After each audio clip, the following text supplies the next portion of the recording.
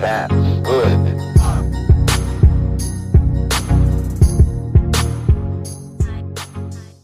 What's up, everybody? Big shout out to Gooner Nation. Yeah, boy.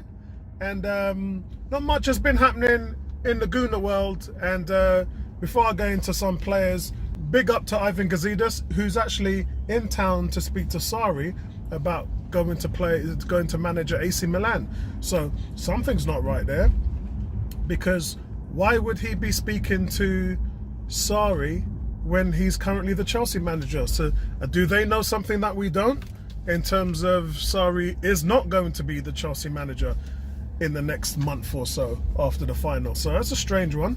Yeah, really weird. But anyway, all this talk about we've only got 40 million to spend, bin it, dust it. Don't believe the media. Please, I'm only going to say it once. Don't believe the media, because unless somebody has sources to say otherwise, yeah, then go with it. If someone like David Ornstein, who's getting on pretty well with the new front office, if he says that we got 40 million, then we probably have, yeah? But unless somebody else comes up with any clout, don't believe it and just move on.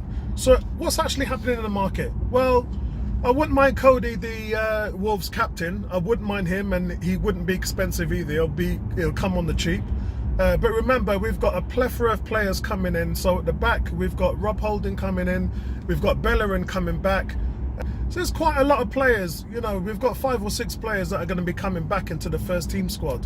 So initially, players like Guendouzi, by the way, Guendouzi's about to sign a new 5-year deal at 75 grand a week salary, which is going to double his wages. And that's going to keep him at Arsenal long term. You know, he'll be 20 next season, so that deal's gonna see him until he's 25. So I've also heard that Lacazette is going to be renewing his deal. So there's quite a bit of business that Arsenal have to do internally before they go and start spending money. That would be my opinion. So don't look to hear anything happening really quick. My opinion would be the first court of action would be to look after everything in-house, and that's good management. Secondly, targets. Yeah, Harry Maguire and Will Zaha are both 60 million. So when you consider 12 months ago, that's more than what we paid for Aubameyang and Lacazette. Yeah, it's not smart. It's not smart. And obviously we've got to look at the returns. What are you getting in returns for that 60 million from Zaha? Look, guys, I'm going to be completely and utterly straight with you. And as I always am, no to Zaha. I might take a look at Maguire, but not for that price. Yeah, not for 60 million. I know Van Dijk made a big deal and made a big splash at Liverpool for 75 million. But Maguire, I'm not so sure. I'm not so sure about Maguire. 40 million, 45, that's as much as I would offer there. But you're probably all wondering, why wouldn't I pay 60 million for Zaha? Well, I'll tell you why. Because do you remember what happened to the last stunning winger that we had at Arsenal, who actually provided more production than Zaha ever has? And his name was Theo Walcott. He bunged in over 104 goals for Arsenal in his career. He didn't play in his last year. Do you know why? Because Wenger changed the system. He sat on the bench for the whole season. But guess what would happen to Will Zaha if he came to Arsenal? Exactly the same thing.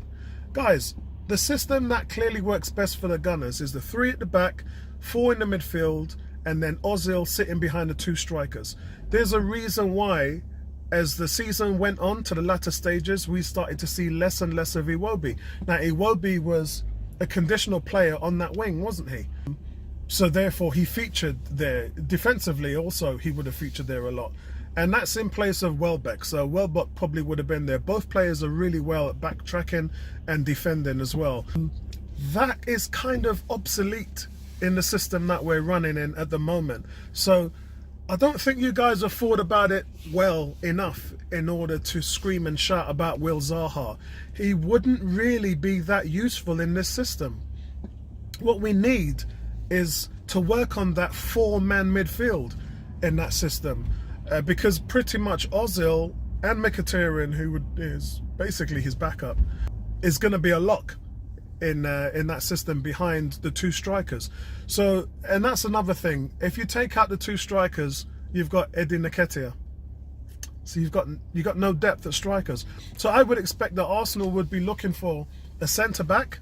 They'd probably be looking for a holding midfielder, someone who can upgrade on ZAHA, and they'd probably be looking for a striker. That would be my course of action. And obviously they need a goalkeeper because Czech's leaving. So there are situations that the team has to fill, and the winger isn't one of them. I just can't see it, guys. And with Reece Nelson and Sacco coming through, I don't see why you have to go and spend 60 million on a position that's not really played on our team when you have youth players who can go in and fill that role. So, you know, for me, that's where I would look at it. Guys, I would look for us to sort these contracts out with our current players, break down the players that are coming back off loan, the young players, and try to integrate them into the preseason, see how they've developed, especially strength-wise as well as their vision and experience. And then I would focus on the market and what's going on there and try to bring in key players. So that's what I would do, guys. Let me know what you think in the comment section below. Remember, we're not going to be like, I know Liverpool said they've got 100 million, Man United's got 200 million to spend, as they do every year, because of the money they come coming in. Chelsea's got a transfer ban, so boot them boys out the way. Man City at the moment is getting done for more investigations, just them rigging the system on sponsorship with the Etihad, which we all know happened a long time ago. When Wenger mentioned it 3 years ago, how can they pay 300 million sponsorship, which is 3 times more than what anybody else is paying for? It's just rubbish. It's broken, and I'm glad that they're being reprimanded for it, and I hope that they get kicked out of the Champions League next year. They won't, but let's hope that they do. I know it's been referred by UEFA, but you just can't have those things going on, whether it's a points deduction or whether it's kicked out of the Champions League. I don't care. Just do something, because last time the 50 million fine didn't work. The 50 million, that's like a parking ticket for these guys. Yeah, so let's try and hit Man City hard where it hurts, so that they do not cheat them. I never celebrated them winning the league, and I'm not saying that they didn't deserve it. They play some wonderful football, amazing when you think about the Premiership, but for me it's like playing fantasy football. You just go open up the newspaper, pick the best players that you can, and then let them run for it. And that's not, in the mix of things, something that every team cannot do in this in Europe. And that's the reason why I was happy that Barcelona got knocked out by Liverpool, because, you know, Liverpool, who's spent sparingly and wise and smartly as well. If you look at a lot of their good players like Flaminio and Sane, they were intermediate buys in terms of the cost. You know, they weren't no 90 million and 80 million, you know, not like Lukaku 75 million, 80 million for Pogba and all these guys that just really didn't turn up for United. I mean, United have got some serious issues to sort out this summer. But I just love and respect the fact that some teams who have gone about their business, Spurs didn't spend any money, and look what has happened to them. So it really is all about what you're going to do in terms of building your team. So when I hear Arsenal might not spend as much money, that don't really bother me, guys. It doesn't really bother me, because you can build a team in other ways. Yeah, and you can, and yes, they will spend money like they did last summer when everybody said that they wouldn't. But, you know, pipe down your expectations, man. That's what I would say. So let's pick this up and let's follow through.